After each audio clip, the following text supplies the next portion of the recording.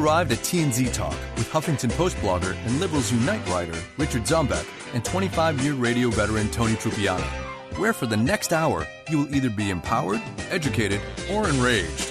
The way they see it, any of the above options work for them.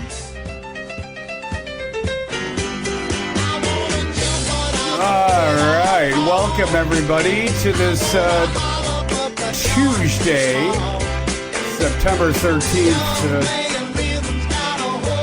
2016 edition, the Boogie Woogie Blues. Welcome to this Parkinson's-riddled, multiple sclerosis, dysentery, riddled edition of TNZ Talk, where Hillary Clinton is apparently not a robot.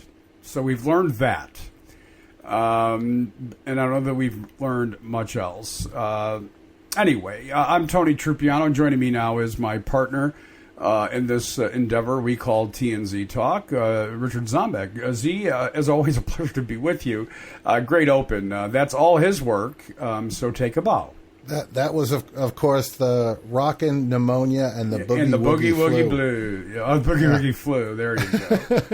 Because, as a tribute to Hillary Clinton and her body double. And her God. Parkinson's, Alzheimer's, MS, polio, leprosy, bubonic plague. She is and liver spots. Let's throw in liver spots. She is very, very sick, Tony.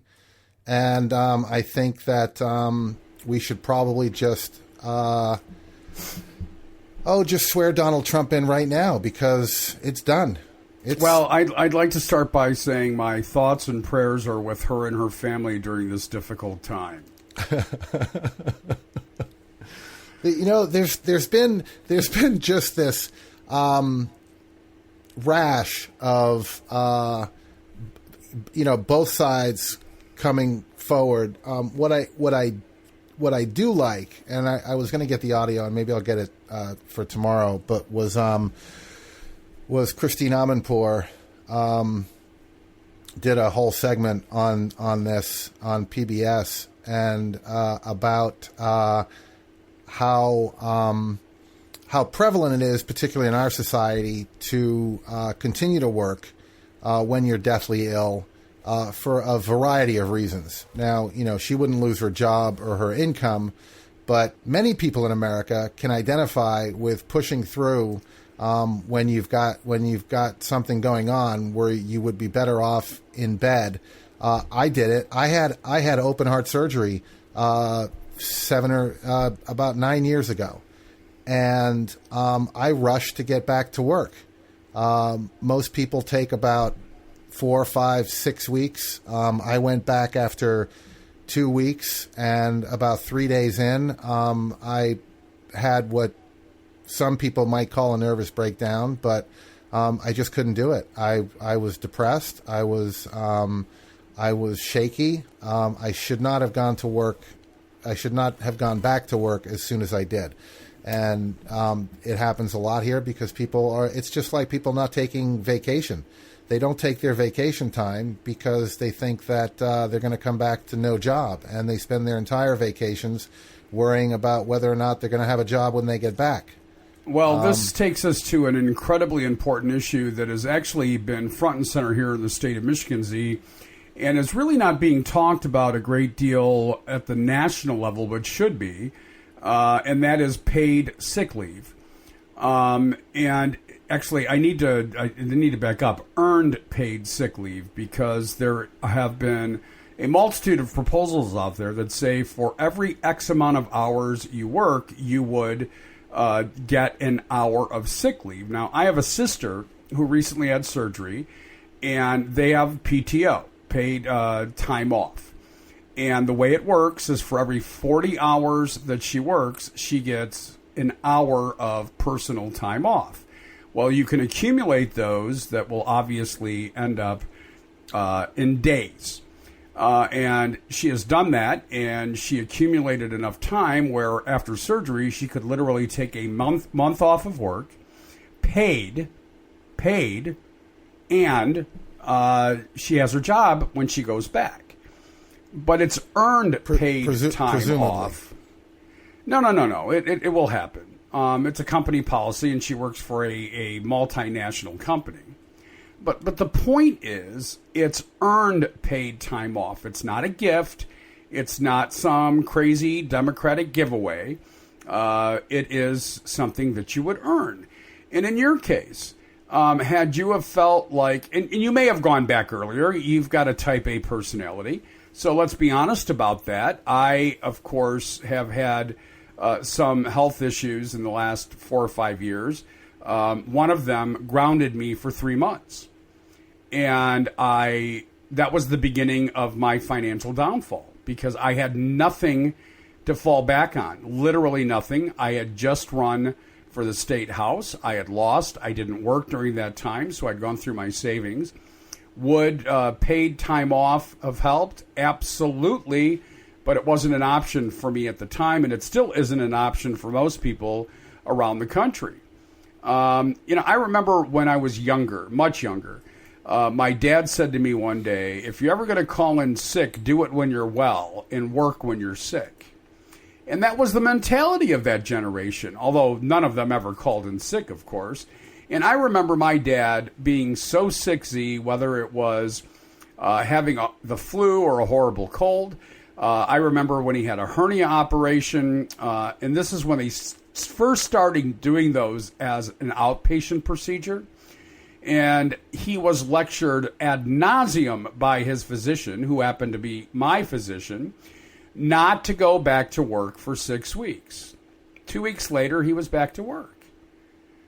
But it's there's this mentality, and whether it's out of fear, whether it's out of work ethic, and it's probably more out of fear than work ethic. But stop and think about people that work for an hourly wage. And let's say, for example, they need to have a bunion removed and they have to be off work for 2 days. That's 40% of their pay for the week. Yeah. Put that into perspective. 40% of your weekly paycheck you don't get because you don't show up. If you work in the hospitality industry, they don't give you time off, paid time off. And in most jobs, you don't have paid time off unless you work in a corporate environment. And many of those don't get paid time off. And so you start breaking it down by percentages, and it scares the hell out of me. Yeah, well, and here, so my mother's brother came to visit us. Your uncle. My uncle came to visit us with his wife and daughter. And I was making a joke that I'm sorry. I'm gonna help you out here. Your uncle, your aunt, and your cousin came to visit. Yeah. Okay. Why are you fighting that? They came from Belgium, and I was joking that they're constantly traveling. They're always in some country. They were visiting here for a month, and the girl is 11 years old. And here's the thing, right? Is until she's 12 years old, they each get a year off. Sweet Jesus. That they can use however they want. They can use 30 days here. They can use 2 weeks. And it's paternal and maternal leave. And so they can use it all at once after she's born, or they can, and plus they also have 2 months of paid vacation every year. And so, this is the way like other countries live.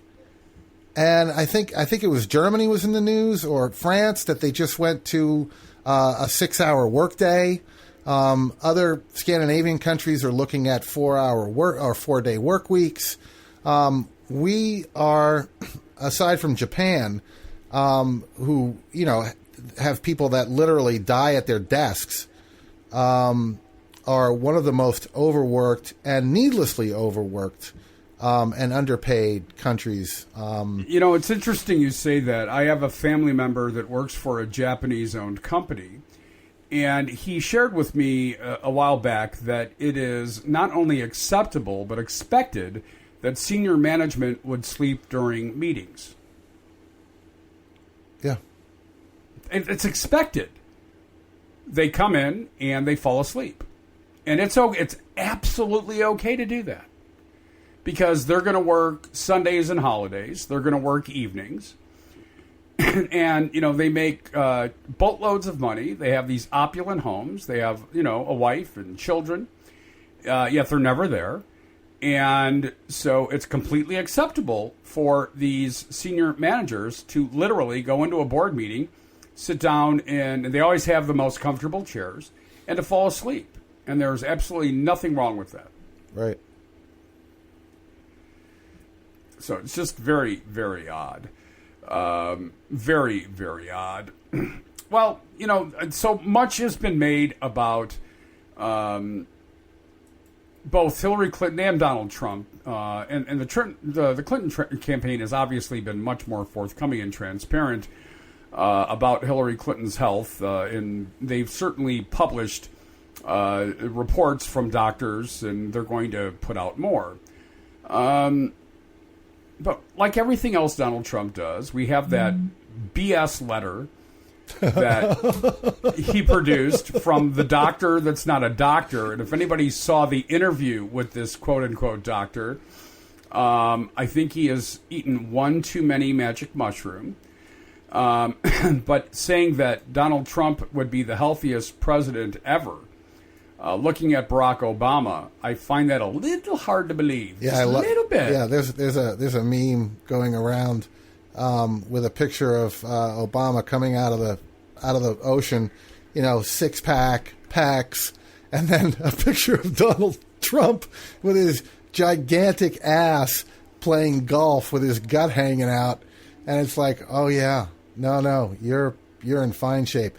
But he's also I think we have some audio on him talking about his forthcoming medical records. Let's hear it. All right, maybe we can have a little fun with this. Would you release your full health records if she releases her? Well, Joe, you know what I did? You'll be very proud of me. I saw what was going on with her, and I said, I'm going to go do something, and I actually took a physical last week, and we'll probably, I guess this week we announced the results of it. They come in. I did pretty much the whole deal, and because I think we should. I think we should do that. And so I'll be announcing, sometime during the week, I'll be handing out a paper with very large numbers of very detailed, hopefully good statistics. I mean, I feel very confident. Otherwise, I probably wouldn't be telling you I did this, right? But I'll be releasing something this week in great detail as to a physical. I like that. I pretty much did the whole deal. Now, when I heard that, I just kind of went, ooh. Yeah, don't need the visual. Stop there. I can hear the latex glove going on. I just you know what I said to my doctor? I had a physical the other day last week, and I said, I'll bet this isn't what you had in mind when you were thinking 18 holes a day. Ha! Ba-dum-bum. Well, so here's my question. With this being such a hot topic, why would he delay that report coming out in any way, shape, or form? I'm going to tell you why, in my opinion, and then I'll let you jump in. I don't think he has the report yet. I don't think he knows what it says. Well, there was another interview where he goes, because I got big numbers. There's going to be a lot of numbers in this report that it's just gonna freak everyone out. There's just a lot of numbers. There's going to be a lot of your cholesterol level. Your blood pressure, your heart rate, what? I mean, because there's big numbers. There's going to be big. You'd think this guy, you're going to be really proud of me. I had a complete physical. It's like, really, at your age, you should be doing it at least once a year. Well, I understand, and I don't know this to be a fact, that he's on statins. I believe he's on something else for blood pressure. So what? I mean, the man's 70 years old. I don't expect him to be in perfect health. Do you? I just, she got pneumonia. We had a guy that got elected into a third term who had polio, and we're talking about this.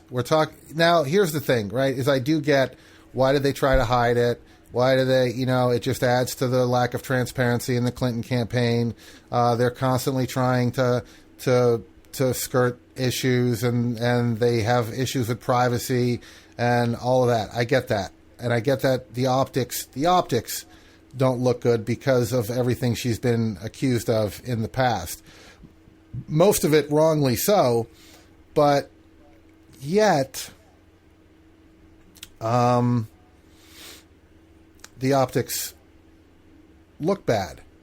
But the thing is when you live in this culture, and if you can't understand why someone would just power through pneumonia and do what they need to do, particularly going to the 9/11 tribute, it does make sense. But she leaves herself open to a lot of attacks. Well, I had posted an article of sorts about Hillary Clinton's health this morning to all the social media that I'm attached to. And somebody on Facebook, it was a woman, said, okay, so this is what it's reduced itself to. We're going to find any excuse possible to make sure that we find her weak. There's truth to that. Interestingly, Howard Dean went on a rant yesterday about why he no longer will listen to NPR. He's tired of them, according to him, finding reasons to badmouth Hillary Clinton. And his justification for that is interesting. And I would love your thoughts on this. His justification for that, Z, is that there's so much anti-Trump stuff that they've got to find something negative about Hillary to, quote-unquote, balance the news. There may be some truth to that.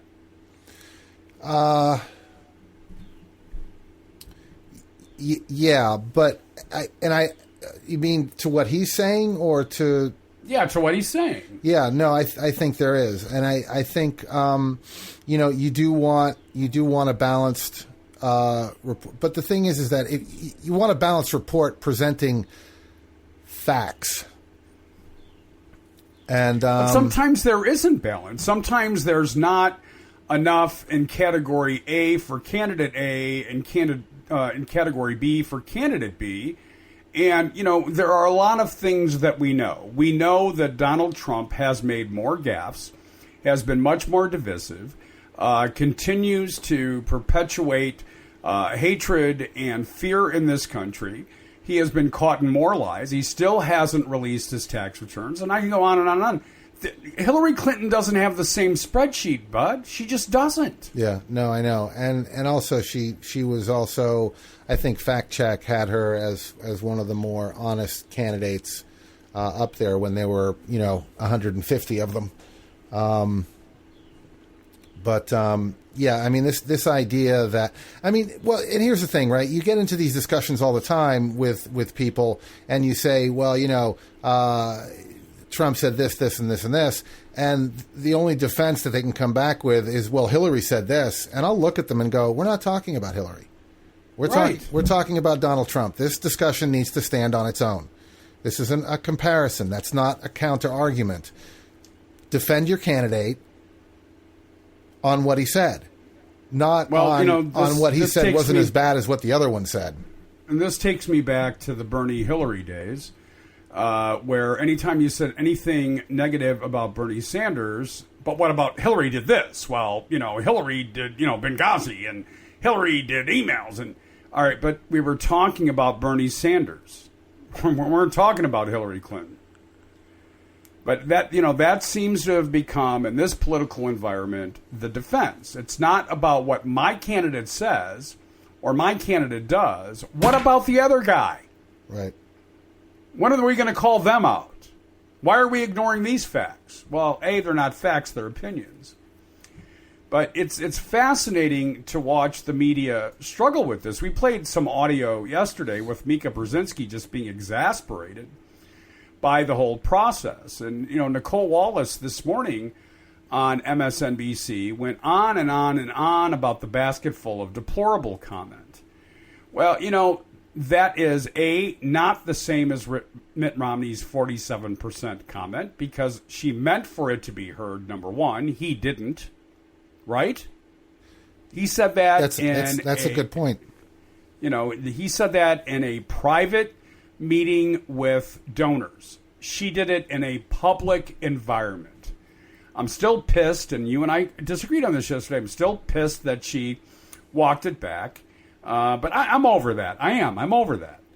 It's started an interesting dialogue. So the incredulousness of this is that Donald Trump goes out the last couple of days and says that Hillary Clinton is running the most divisive, hate-filled campaign in the history of presidential politics. The stones on that man are just amazing. Really? And then he gets a bunch of people to stand up at a rally in Asheville, North Carolina last night to say, I'm one of the deplorables. Yeah. What's the point? Yeah, that was something. He had several people, actually. There were 3 or 4 people that stood up and said, I'm one of the deplorables. Actually, there were 9. Well, no, but there were 2 or 3 within that 9 that said, I'm one of the deplorables. I'm who Hillary Clinton is talking about, and I'm not deplorable. And, that's great. That's great. She said 50% are deplorable, are in a basket of deplorables. So, yeah, you can go find 9 people out of the other 50% and bring them up on stage. What about, why didn't you talk to the guy who beat up a protester during that very same rally? Well, we're going to get to that in a moment. I do want to bring up very quickly, though, Dana Milbank's column today in the Washington Post, where he makes a compelling factual argument that half of Trump's supporters are racist, are bigots. It's a great read, and people need to go there. Now, let's go to Asheville last night. Amongst the ridiculous things like I'm a deplorable, there was a fight. I mean, and so we're going to play some audio. It may not sound exactly like I wanted to, but I want you to listen to what Donald Trump is saying during this fight. Okay.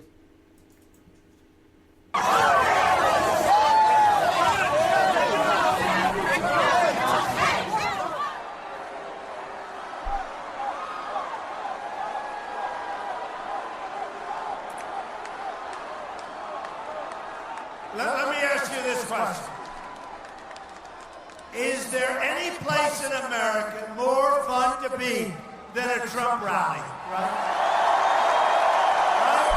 No place. No place. Watching these parents tell their children about Hillary's attacks.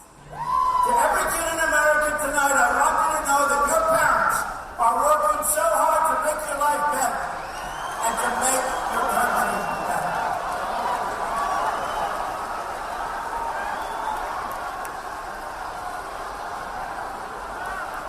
It's okay. The cameras are following us.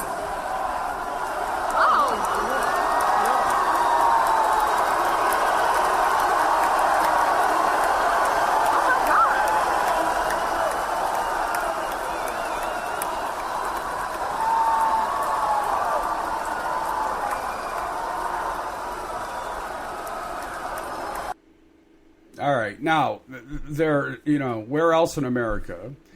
Plenty of places, by the way, Donald. But the very beginning of that, the crowd is chanting, fight, fight, fight, fight. Not to point it out, but to fuel it. The end of that PC is a Trump supporter punching a man in the face as he's being dragged out by security. We've seen that before. Right.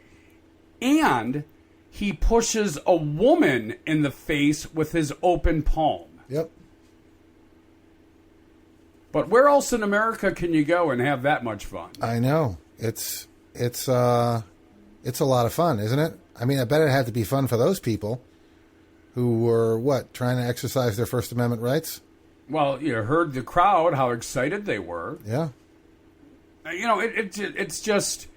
It's beyond comprehension. And in fact, we have a lot of Trump audio today that is beyond comprehension. Now, you and I, and I'm sure many that listen to this podcast, continue to be astounded by what he gets away with, Donald Trump, that is. And that basket of deplorable comment, the preceding that was Hillary Clinton's listing off, the people that support Trump, the xenophobes, et cetera, et cetera. But leading up to that was every time he says something and you say to yourself, well, that'll do him in, think again. Yeah. Well, because his minions don't care. No, they don't care. I mean, they don't. And they all hear something. I can't remember who it was yesterday, was talking about having been at a Trump rally and that he's in the crowd and he's looking around and every single person in there is hearing something completely different in their translation of what Donald Trump just said. What did Simon and Garfunkel say? I'll paraphrase. We all hear what we want to hear and forget about and disregard the rest. And disregard the rest. And so there's some truth to that. This next piece of audio that we're going to share, and what isn't in it, but I think it's important that we say in advance, that Donald Trump doesn't understand the military judicial system because he suggested recently in an interview that the military needs a judicial system. Now, on Morning Joe this morning, Joe Scarborough says, has he never seen A Few Good Men? Do you want the truth? You can't handle the truth.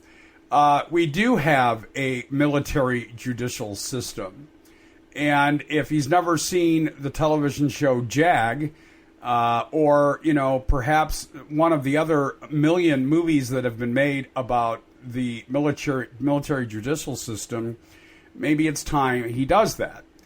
But this came after he made the very sexist comment during the Commander-in-Chief forum on MSNBC that this is what, all these sexual assaults amongst military members is what happens when you put men and women together. Or as he said, what would you expect?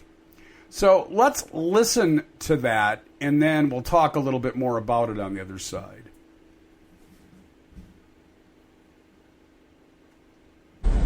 More now with the Commander-in-Chief Forum tonight here in New York. Current and retired military service members asking questions to the moderator, Matt Lauer, who asked Trump for clarification on a tweet he posted 3 years ago. Listen. In 2013, on this subject, you tweeted this, quote, 26,000 unreported sexual assaults in the military, only 238 convictions. What did these geniuses expect when they put men and women together? Well, it is a correct tweet. There are many people that think that that's absolutely correct, and we need to have a strength. So this and we should need have to been expected, and does that mean the only way to fix it is to take women out of the military? And by the way, since then it's gotten worse. No, not to kick them out, but something has to be happened. Right now, part of the problem is nobody gets prosecuted. On the idea that nobody in the military is doing anything about this, General Hertling, is that the case? Patently false. It was usually, when I was in the Division Command Anderson a few years ago, it was the #1 issue in the Uniform Code of Military Justice. It is a problem, and there are ways that the military is fixing that problem. But certainly when you put young people together, these kinds of things happen to a small percentage. And the good commanders prosecute them with a vengeance, and it happens. And voila. All right, so we don't prosecute, which we do. And in fact, there has been you ready for this?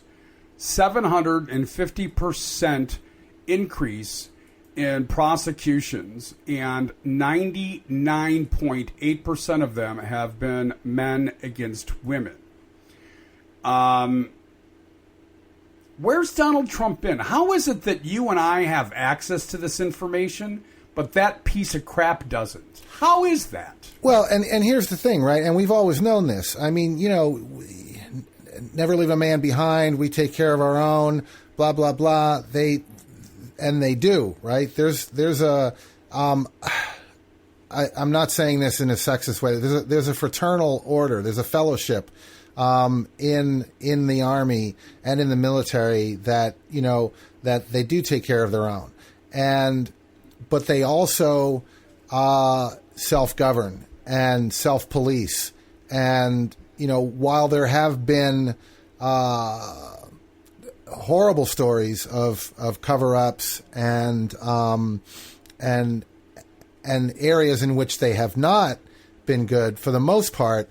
This is something, particularly the sexual attacks and assaults, something that they've been incredibly good at addressing. In the, I would say, what would you say, Tony? The last few years? The last 5. Yeah. Well, that's a few. Yeah. 4 or 5 is a few, isn't it? Sure, I'll go with that. I'm always confused about that. A couple is always 2. A few is like 4 or 5. What's 3? 3 always gets lost. A menage a trois. Three's always somewhere between a couple and a few. We don't want to talk about the threesome. Yeah, I know. Well, we could, but that would be... And that, we could talk about our schlongs off air. That would, well, someone already did. I think I might even still have that recording. I do if you don't. Yeah. No, I might even have it queued up. Too funny. Hey, if you got it, play it. Do we want to? Hell yeah! All right. This is a Trump supporter. We're allowed to have fun. This is a Trump supporter that called into our show one day.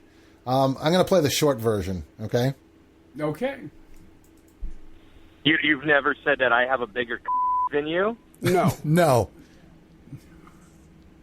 I mean, I find that hard to believe. Never. I mean, okay, fine, but whatever. But at least he's being himself, and I really don't get what the big deal is. So being yourself is okay, no matter how crude or disgusting it is, no matter how unpresidential it is, no matter how much it shows your lack of decorum or leadership. It's okay because you're being yourself. No, dude, you got to take the stick out of your. It's not that big. I mean, he wasn't being that crude. All right. Well, we got rid of him. Yeah. Goodbye. Yeah. There we go. Too funny. That was just too funny. Since then, that has manifested into some truth. Yeah. Do you think? But not at that moment.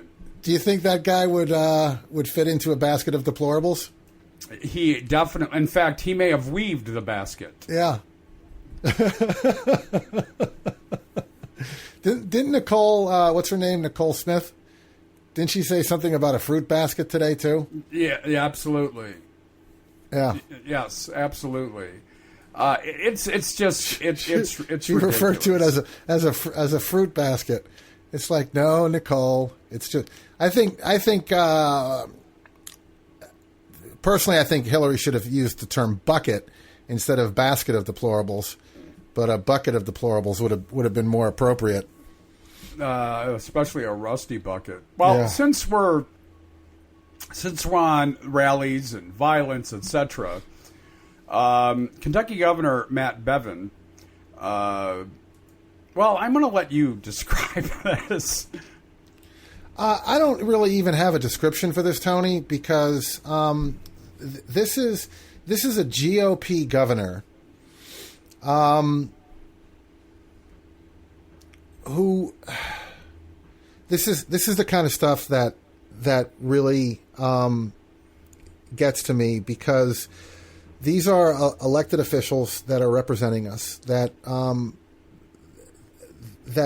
we've heard this before, that seem that it's okay. They seem to think that it's okay to suggest violence and to allude to a violent outcome if things don't go their way. We hear it. We hear it from elected officials, and we've heard it from Donald Trump saying, "Hey, you might have to exercise your Second Amendment rights. Hey, the solution might be a Second Amendment solution." Another thing that Donald Trump didn't really get into much trouble for, suggesting that people should use their Second Amendment rights to get rid of Hillary Clinton, that and other not even candidates, but people holding public office saying that there might be Second Amendment solutions to this. And everybody knows what that means. That's not a dog whistle anymore. It's a howl. That's not, this is... So, anyway, Kentucky Governor Matt Bevin was at an event quoting from a longer piece from Thomas Jefferson, and of course using what Thomas Jefferson said in a completely incorrect way. So let's listen to Kentucky Governor Matt Bevin. Somebody asked me yesterday, I did an interview, and they said, do you think it's possible, if Hillary Clinton were to win the election, do you think it's possible that we'll be able to survive that? Would we ever be able to recover as a nation? And while there are people who have stood on this stage and said we would not, I would beg to differ, but I will tell you this. I do think it would be possible, but at what price? At what price? The roots of the tree of liberty are watered by what? The blood of who? The tyrants, to be sure, but who else? The patriots. Whose blood will be shed? It may be that of those in this room. It might be that of our children and grandchildren. I have 9 children. It breaks my heart to think that it might be their blood that is needed to redeem something, to reclaim something that we, through our apathy and our indifference, have given away. Okay. I want to read what appears to be a transcript of Thomas Jefferson to William Stephen Smith in Paris in 1782. Professor, please. This is regale us, Professor. Regale us. This is what Thomas Jefferson said. The tree of liberty must be refreshed from time to time with the blood of patriots and tyrants. It is its natural manure. Our convention has been too much impressed by the insurrection of Massachusetts, and in the spur of the moment they are setting up a kite to keep the hen yard in order. I hope in God this article will be rectified before the new Constitution is accepted. So, there we go. Okay. Well, for the sake of time, we are just going to move on. We would have had a recording, but for some reason I couldn't find it. I couldn't find. It's all right. I couldn't find the recording of Thomas Jefferson in Paris. I'm sure Donald Trump could. Yeah. Oh, yeah. Believe me, as he would say.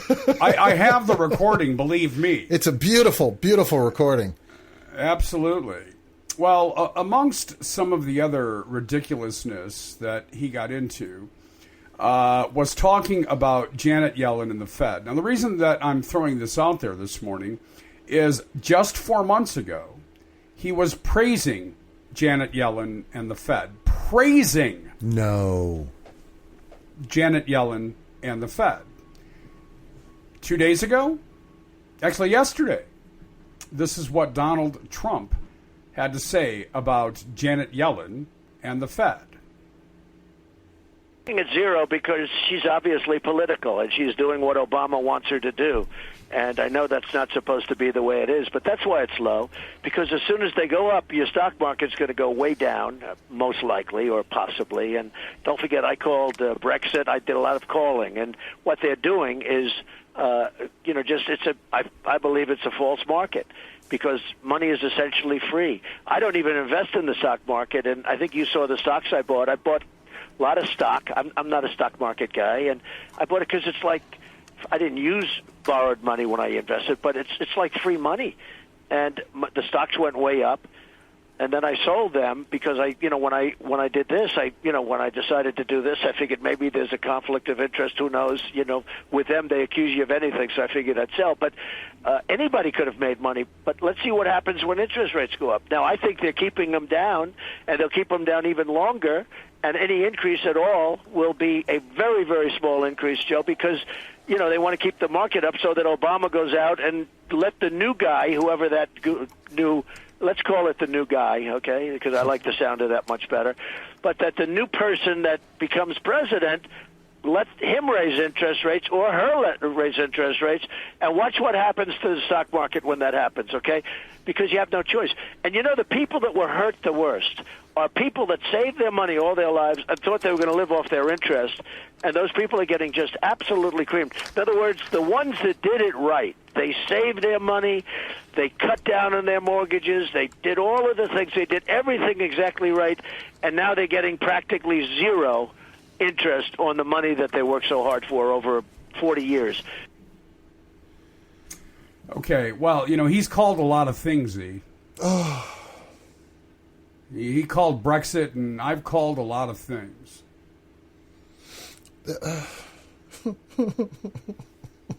Now, I know this topic is of a particular interest to you, which is one of the reasons I grabbed that audio this morning.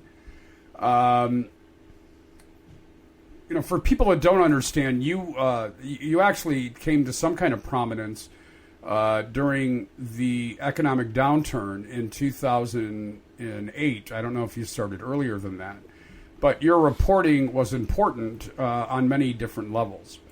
And so it's easy to look back. Hindsight's, of course, a gift. But is there anything that he said that made any sense? What? Okay. Yeah. I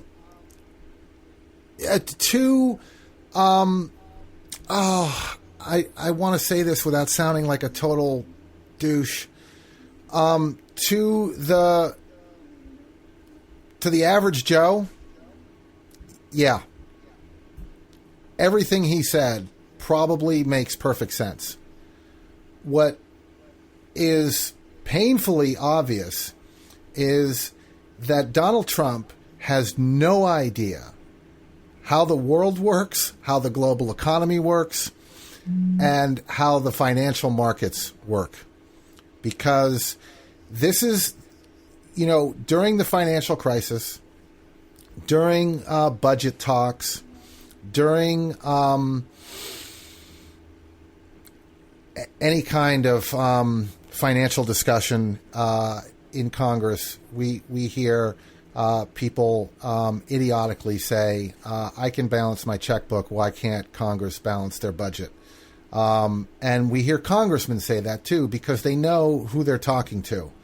And it doesn't work that way. Interest rates don't work that way.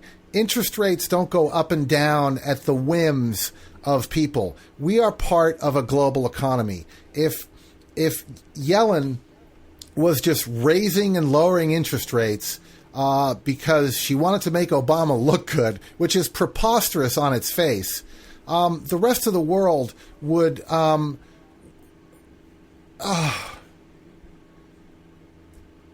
He is exasperating, isn't he?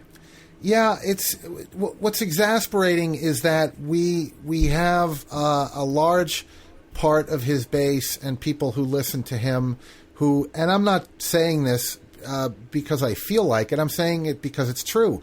He has the uneducated white male vote. That's what he has.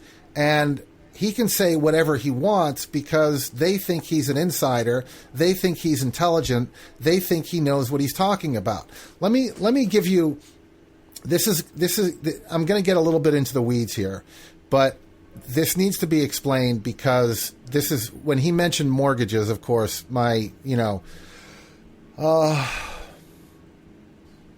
every orifice on my body slammed shut when I heard that.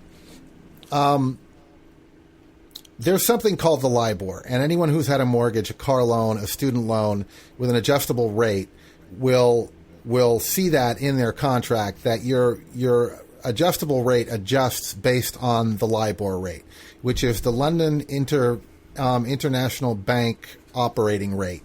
And every morning, 16 banks call in to the Bank of Scotland and give their interest rate for the day. The bank takes 8 of those, basically the middle ones, and makes that the interchange rate for the day. Back in 2010, 2011, it was discovered that banks were manipulating that, which meant that they were controlling the interest rates completely arbitrarily, that they were calling in numbers that were going to benefit their banks, and that the interest rate that all of our mortgages, all of our car loans, all of our student loans were based on for that day was purely based on one of 16 guys from different banks, Barclays, Bank of America, all of these. And that's what the interest rates were based on. Now, that can be a good thing or a bad thing. But if you're an investor, and even a private investor, and have, for example, you've invested in municipal bonds, which are usually very secure, if the interest rate went up or down, it affected your portfolio. And banks were manipulating this. And because, and again, I know I'm getting into the weeds, but this is my point, is that because of the apparent, in quotes, complexity of this, that it was bank interest rates, people's eyes glazed over, and that story made very few headlines because of what quote-unquote complex issue it was for the average American to comprehend. That was a decision made by the media of its complexity. It's very simple.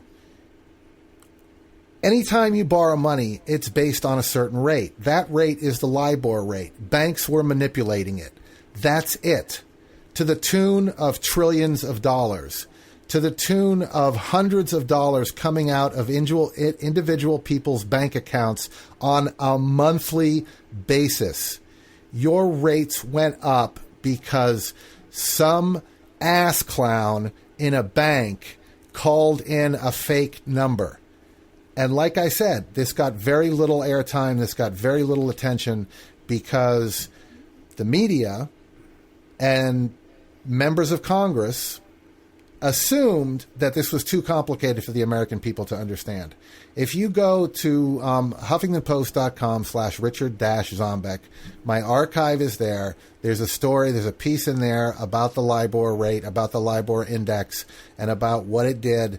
There are links to other articles. Matt Taibbi did articles on it. Actually, if you don't mind, can you post that link on our social media, make it a little bit easier for people? I will. I'll post it on there later today when I put the show up.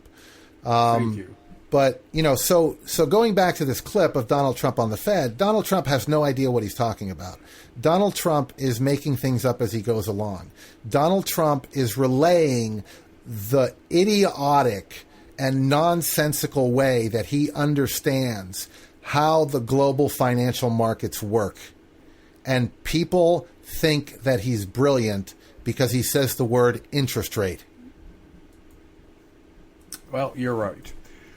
Which brings me to what may be our last but certainly well-explored topic of today's podcast, the upcoming presidential debates, which, by the way, I will remind this audience that when the moderators were announced for the first debate, Donald Trump had nothing but glowing things to say about the panel. In fact, went out of his way to say glowing things about the panel. I've got a theory on this. We'll wait until after the audio. I'll be interested to hear the professor's theory on where Donald Trump is coming from as well. But if you would, Professor Zombeck, let's play that audio. As far as the debates are concerned, the system is being gamed because everybody said that I won the debate, the so-called forum that your group put on. But they all said I won and that Matt Lauer was easy on me. Well, he wasn't. I thought he was very professional. I have to be honest. I think he's been treated very unfairly. But they all said that I won.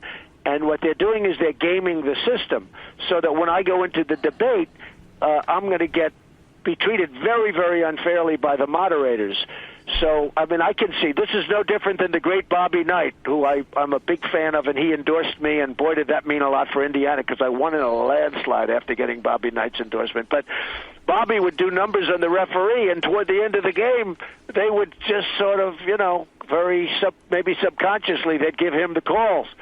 And, he was a master at it. Well, they're doing the same thing now. They're saying about how Matt Lauer was nice to try. He wasn't nice to me. He was tough on me. He gave me tough. I answered him better than she did. The fact is that they're gaming the system. And I think maybe we should have no moderator. Let Hillary and I sit there and just debate. Because I think the system is being rigged, so it's going to be a very unfair debate. And I can see it happening right now because everyone's saying that he was soft on Trump. Well, now the new person's going to try and be really hard on Trump just to show, the establishment what he can do. So I think it's very unfair what they're doing. So I think we should have a debate with no moderator, just Hillary and I sitting there talking. Yeah, like Lincoln and Stephen Douglas. Right. So here's my theory, and this goes back to his comments repeatedly that the election is rigged. Now the debates are rigged. When you know you're going to lose, and you can't play the victim in a more overt way, you change or try to change the rules or the perception that the rules were unfair to begin with. Now, of course, we have spectacular precedents as to how disqualifying his statements are. He doesn't want to answer the questions that son of a bitch knows will be asked. Well, yeah. I mean, I'm sorry, but that's painfully obvious. I mean, yes, of course. Why would he? He doesn't know anything. Now, he's going to have a great time with Chris Wallace because Chris Wallace isn't going to correct anyone. Actually, Chris Wallace has become much tougher. And it started with Newt Gingrich about 8 weeks ago, when it was obvious that Newt was ignoring certain things that were publicly factual, that Chris Wallace knew if he didn't challenge Newt Gingrich on, it would really damage him personally. And so I believe that Chris Wallace will be more even-handed, I didn't say fair, more even-handed than he would have been 2 months ago. No, and I agree with you. I agree with you on that. He has become, and I would say even in the last year or so, he's had some very tough interviews where he's been very tough on. I think we've actually played in the rare occasions that we actually play a Fox interview. Chris Wallace and Shep Smith were among them. In the Fox interviews that we weren't making fun of them. But his impression that he doesn't need to be fact checking them or correcting them during a debate. I don't know. I mean, maybe we should have. I mean, can you imagine the job that it would be to have like a screen behind them, rating them as they're talking? That would be interesting. Let me ask you a totally unrelated question. And tomorrow I want to make sure, or maybe Thursday, we talk a little bit about Roger Ailes, Gretchen Carlson, Greta Van Susteren, and something that happened at Ohio State University yesterday, where they took Roger Ailes' name off a building that he had contributed a great deal of money to for obvious reasons. So let's make sure we get to that. But before we go away, this is going to totally come out of the blue for you. I have the same alarm clock that I've had since the 7th grade. It's round. It's white. Well, it used to be white. It works. And somebody had stopped by, as we shared, I just moved, and said, how long have you had that alarm clock? I said, since the 7th grade. Now, I'm 55 years old. So the 7th grade was a long time ago, Z. And they said to me, if you ever expect to get a woman in this room and she sees that, it'll be over. Is there anything wrong with still using the alarm clock I had in the 7th grade? No, and that was a ridiculous comment. Yes, it was, because the odds of a woman being in that room are 0 and none. No, I don't know. I thought that's what you were commenting on. No, I have things and articles and items that I've carried with me and had for years and years and years. And I've been happily married for almost 11 years. Listen, there's nothing wrong with it. It works perfectly. It's easy to set. There are no bells and whistles. It doesn't tell me the temperature. I don't need to know that. I'm sleeping. Is it wind up? No. Oh, well, that's a shame. Yep. If it was wind up, that would be cool. Well, actually, that would suck because I wouldn't want to have to do that every day. But I'm just saying, and maybe we'll throw it out to our audience. What would you do? This person said to me, you can buy a brand new, very nice alarm clock for under $20. And I'm sure I can. It's not about the money. It's not about the nostalgia. It's about the fact that it still works. Yep. I don't know. And they can reach out and give us their comments. How's that for a segue? I like it. You can call us at 559-898-2551. What does that stand for, Tony? That would be 559-TZ Talk and the number 1. That's right. And you can find all the information on us at T&Z Talk. We also do need your support. We are hankering to be listener-supported radio.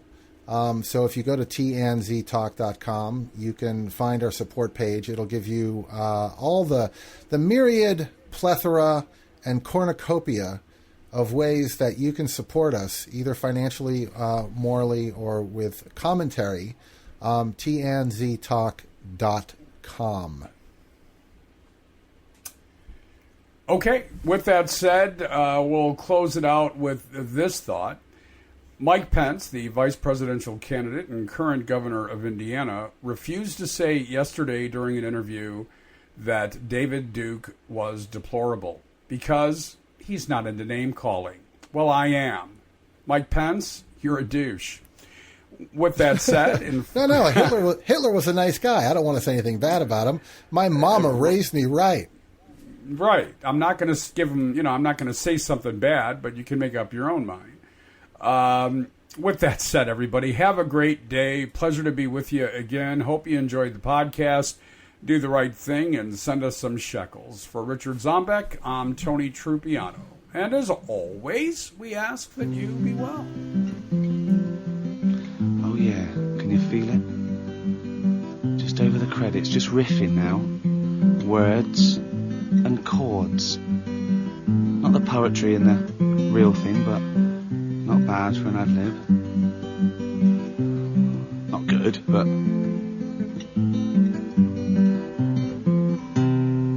And it's not long enough, so just do a little bit more.